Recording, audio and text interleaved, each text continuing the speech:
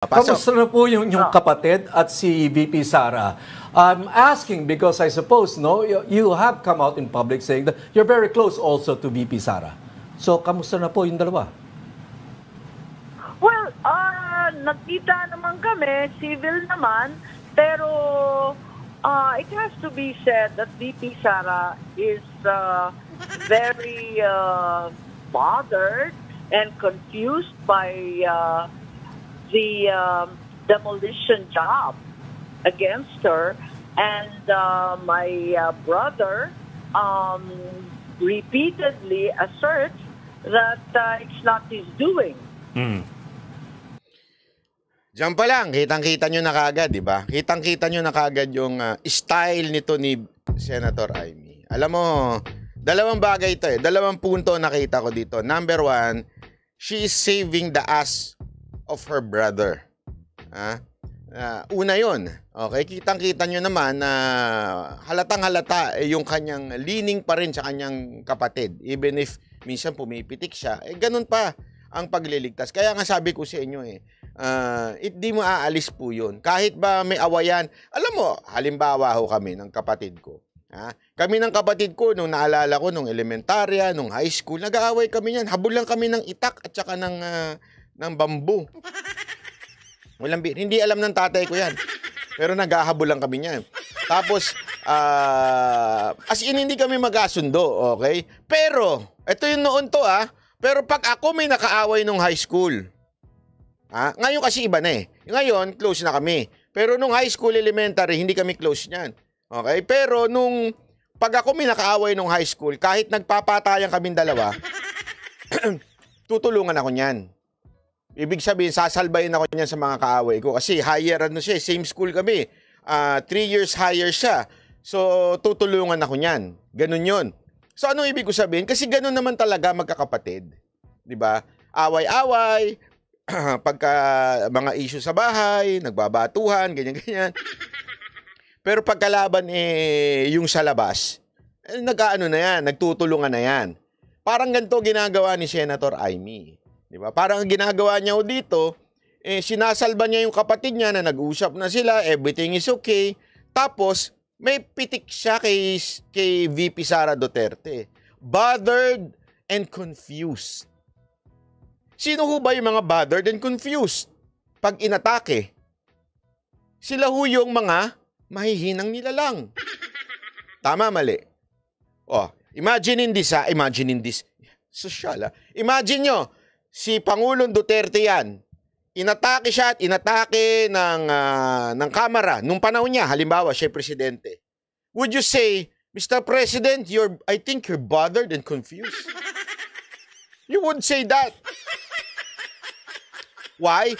Because Rodrigo Roa Duterte is a strong president. No one can confuse him. No one can make him bothered. Walang nakakagawa sa kanya nun. Tama, mali. Di ba? Yun ang matindi dyan. Okay? Kaya nga, dito, halatang-halatang, pabansagan mo, nag-usap daw kasi sila.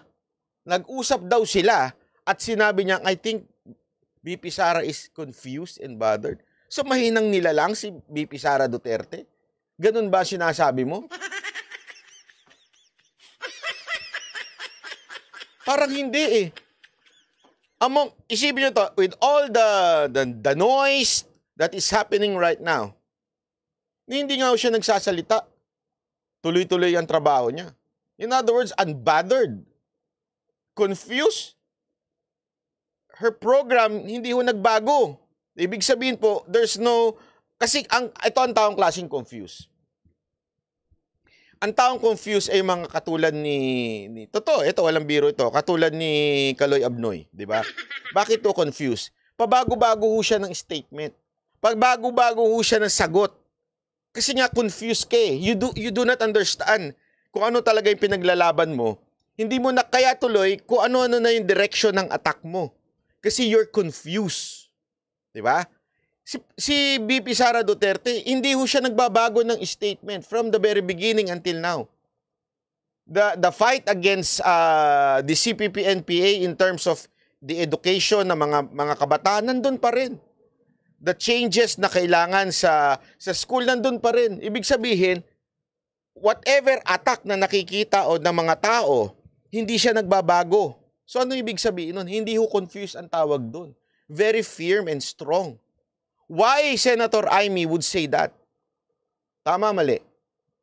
Kasi gusto niyang kulayan na mahina si VP Sara Duterte. 'Di ba? Ulitin natin yung statement niya para mas maintindihan natin. Ito. So you have come out in public saying that you're very close also to VP Sara. So kamusta na po yung dalawa?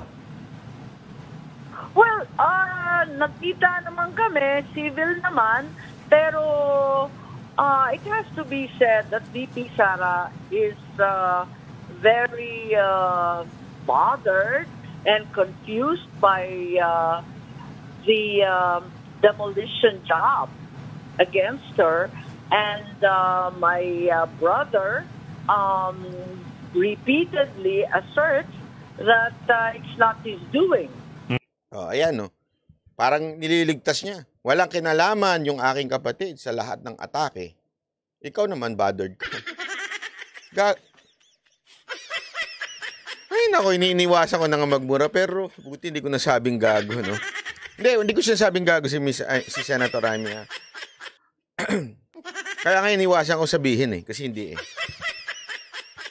Diba? Sana lang, wag ganon. Kasi halatang-halatang buti na lang hindi ko... Hindi maganda. Hindi maganda yung pinapalabas siya dito. Okay. So, but is there... nagkakatapatan naman na talagang hindi maganda nangyayari. Pero sana, sa lalong madaling panahon, kung sino man yung pasimuno niyan, tigilan na. Kasi hindi nakakatulong. Kaya nga, take note yung una niyang sinabi, we are civil. Alam mo, when you say you are civil, di ba, in any relationship, when you say, we're just civil, hindi, we do not attack each other, but we disagree on some issues. Kaya nga, we're just civil. Di ba? Something like that. Ibig sabihin, you're not close. Kaya nga, civil lang kayo Kasi po, yan ang pinapalabas nila noon pa. Si Senator Amy noon pa, bibigyan ko kayo ng a little bit background. Okay? Ganito yan. Kung maaalala ninyo, the start of national campaign of VP Sara Duterte, kung maaalala ninyo, sa mga talagang nakasubaybay nung panahon ni Pangulong Duterte, anong organisasyon yun? Yun po yung Tapang at Malasakit. Okay? Wala pa yung hugpo ng...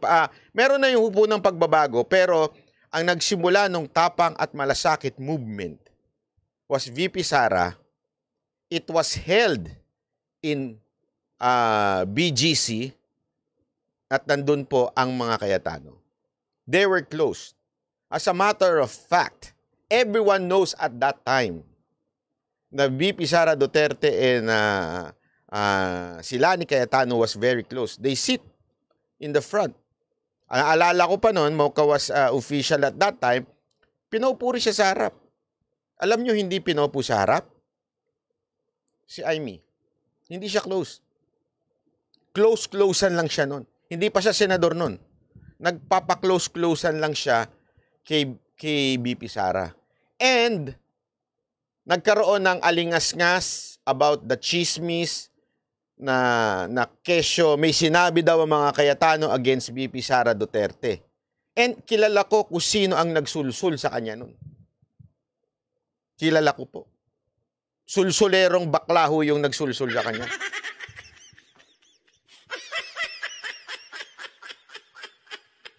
At eto rin pong si Senator Amy, hindi si Senator Amy yung baklang sulsulero. Ito rin si Senator Amy naman ang nag-take advantage nung chismis na pinakalat nung bakla. Sandali lang linawin ko. When I say bakla, walang masamang ibig sabihin po nun Okay, linawin natin. Kasi ano ba Tagalog ng gay o bakla, di ba? Kasi wag na natin pagandahin parang i-demonize ika nga. Kasi iba parang, oh, bakit ka naman nagsasabi ng bakla? Eh, ano ba Tagalog niyan? Bakla. Sa Bisaya, bayot. Anong gusto nyo? Gay pa rin? LGBTQ pa rin? Eh, pare-pareho lang naman yun. I mean, yun din naman ibig sabihin nun. Oh, ang hindi bakla, yung mga katulad ni Sas, kasi transgender na po siya. Iba na ho ang label. Pero pag yung lalaki na bakla ho ang tawag doon. Binabae, pareho lang din eh. Diba? No sugar coating, ika nga. Tama, maraming salamat sa Francis. So, yun na nga ho yun. Hanggang sa nasira na yung relasyon nila, kaya naging pagkakataon kay Senator Amy na dumikit ng dumikit dito kay VP Sara. So, pinapalabas niya na dikit sila, ginamit during the election nung Senate run ni Senator Amy, na close sila ng mga Duterte, kaya ang laking factor kaya nanalo. Pero at that time, the packaging was close si Senator Amy kay VP Sara. Ngayon, tanungin kita, why would you say civil kayo? If you were close, or if you are close, why would you say civil kayo? Maybe because there's something wrong. Tama, mali. Kunwari, tanongin kayo, kamusta na kayo ni Boss Dada? Civil kami. Hindi, di ba? Isipin nyo. Kamusta na kayo? Civil lang kami. Hindi mo sasabihin yun, ha? Di ba? Pag kamusta na kayo? Malabas kami, magkaibigan kami niyan. Magkasama kami niyan. Hindi mo sasabihin, hindi, civil kami. When you say civil kayo, hindi talaga kayo close. Di ba? Hindi kayo ibig sabihin po, she was deceiving the people, yung projection niya na malapit siya sa mga Duterte. Lumabas, ika nga, di ba?